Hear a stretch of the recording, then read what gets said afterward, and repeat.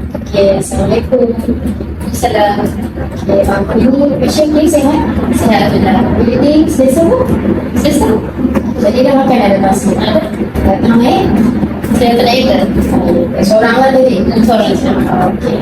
So, hari ni merupakan sesi kita yang kedua lah. Sampai sesi pertama hari tu masih datang minta nasihat tentang ada masalah dengan pengajaran kan dari segi. So sekarang macam mana dah okey sikit ke? Okey lah. Lagi better dari sebelumnya. Lagi better dari Alhamdulillah. Okey. So sebelum kita nak start dengan sesi yang baru sekarang ni, saya nak terangkan sedikit lah tentang etika persiapan. Jadi dalam etika persiapan ni, macam kita tahu, saya beritahu sebelum ni, segala cerita yang masih ceritakan kepada saya tak akan bocorkan dengan kedua pihak. Saya akan simpan dalam bilik dia je, kecuali dengan beberapa perkara lah. Contohnya kalau masih terlibat dengan polis ataupun kes jenayah, melibatkan dengan penebusan di hospital ataupun membahayakan diri masyarakat atau orang lain, saya terpaksa lah refer ke pihak yang lebih berkuasa. Okay, jadi saya datang sini hari ni untuk ceritakan tentang saya tak tahu kenapa kat sini saya rasa macam saya cepat hilang fokus. Saya selalu termenung.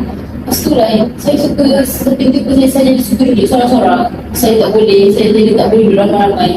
Saya rasa cepat sabut. So saya cepat termenung, lepas tu saya cepat rasa sedih. So saya tengah duduk berbual dengan kawan saya je. Tiba-tiba macam saya hilang fokus. Sampai saya panggil Makcik, baru saya macam macam saya cepat hilang fokus. Saya pun rasa macam saya tak jadi diri saya yang sebelum ni. Saya rasa macam saya jawab awangan, macam cepat menung, cepat payah semua. Lepas tu macam benda tu buatkan saya pun tak selesa dengan saya takut orang pun tak selesa dengan saya juga. Jadi yang paling mengaruhnya sebab saya tak suka duduk dengan orang ramai, tak selesa. Saya rasa macam tertekan. Saya rasa macam serabut semua kan. Lepas tu tiba-tiba saya jadi tak boleh tidur malam. Saya jadi macam lama saya baring pun saya tak boleh tidur malam. Saya jadi macam fikir-fikir. Lepas tu tiba-tiba kadang-kadang saya nangis juga. Saya tiba-tiba macam tu. Tapi rasa mengantuk lah. Rasa tak semua tak boleh nak tidur. Saya tak tidur. Hari ni dah berapa lama dah berlanjutan? Kalau kira dalam dekat sebulan juga lah. Sebulan juga lah. Ada refer ke mana-mana pun tak ada. Jadi apa yang boleh saya faham dengan cerita Masya tadi, Masya cakap Masya penurunan, tak boleh tidur walaupun mengantuk, Masya menyendiri, Masya tak selesa kalau dengan orang ramai kan.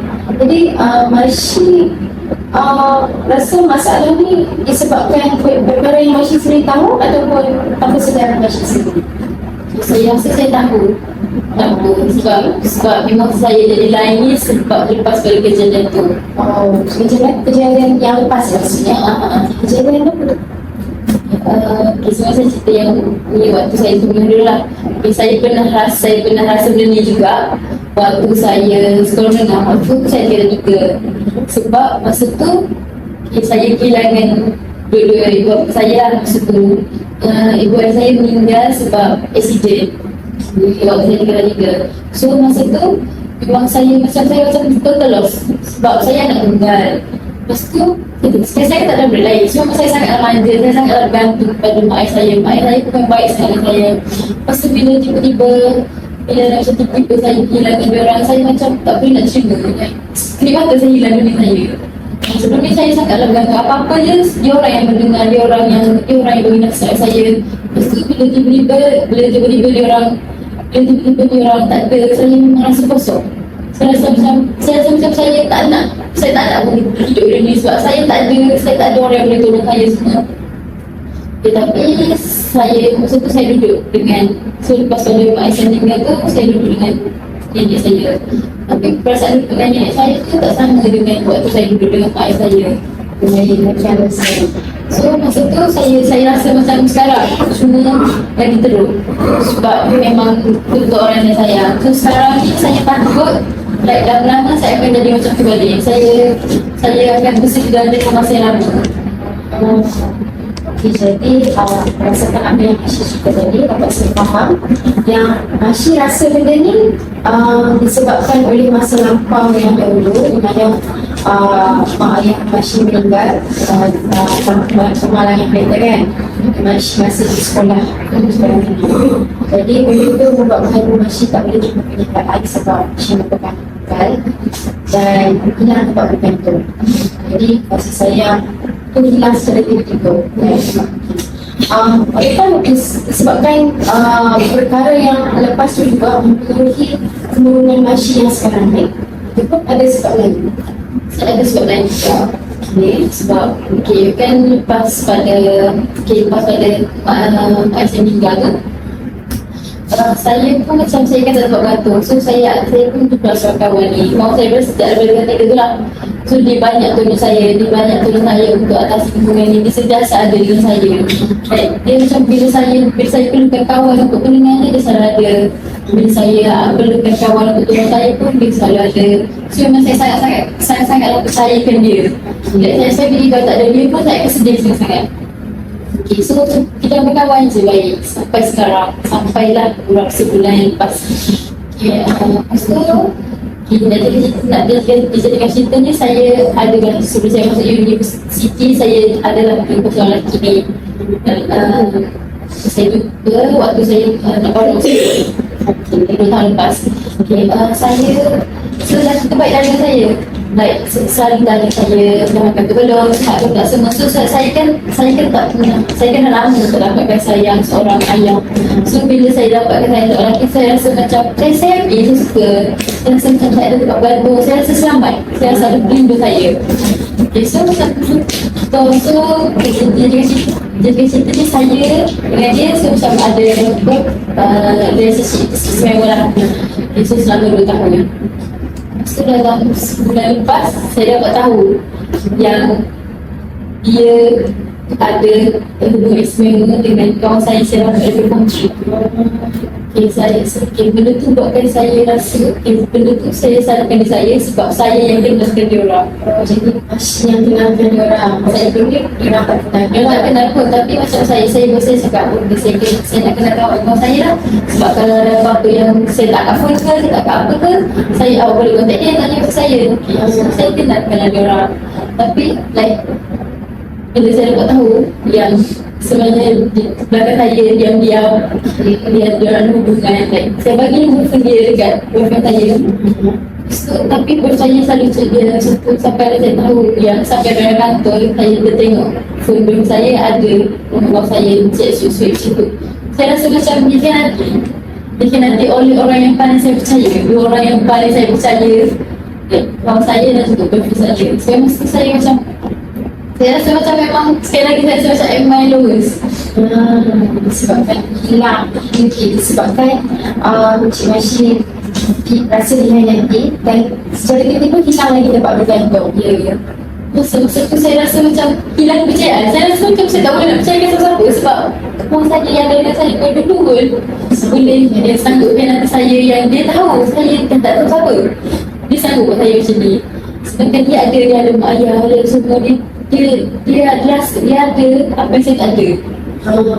So macam bila dia berlaku, saya macam so sekarang saya memang rasa yang bahasa saya itu sebab benda tu. Saya tak salahkan orang pun tak boleh sebab semuanya macam mempunyai saya. Masa saya tak kenalkan dia orang, ini tak jadi. Kalau saya tak kenal orang, saya masih bersama saya.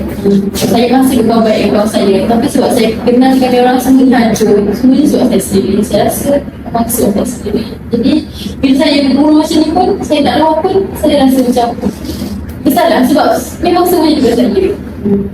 Okay, jadi hubungan Asyik dengan kawan baik sekarang macam mana?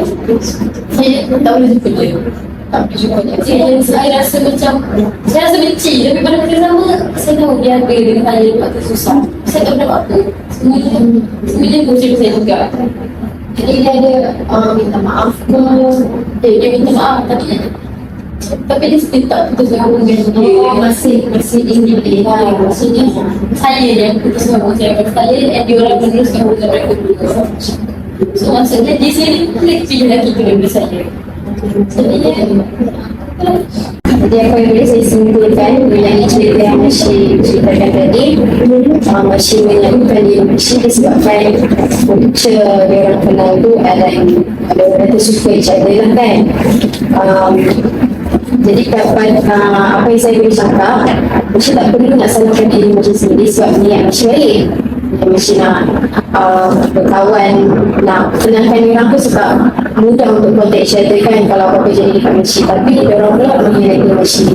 Jadi bila Masih menyalahkan diri Masih sendiri, saya masih berada dalam keadaan yang tidak sedang. Masih rasa sebenarnya punca orang sebab aku so jadi salah aku beri boyfriend aku, salah aku putus dengan kawan. Sebenarnya benda tu tak putus sama sekali. Jadi Masih cuba untuk muhasabah diri, cuba untuk sedarkan diri sendiri bahawa benda ni terjadi disebabkan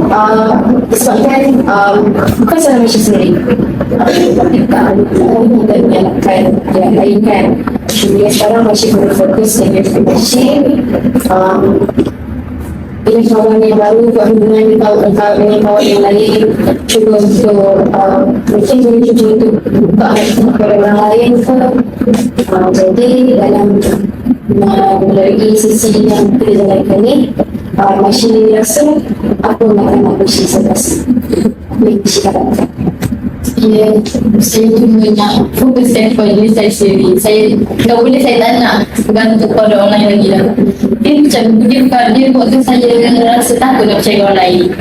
Kalau boleh saya nak percaya diri saya lebih, saya nak saya jadi lagi kuat untuk hadap semua orang sendiri. Betul, saya itu memang kita perlu fokuskan pada diri kita sendiri kan. Jadi apa yang saya harapkan supaya Masih akan bolehkan untuk fokus dengan diri sendiri dan tidak terlalu memikirkan tentang orang lain.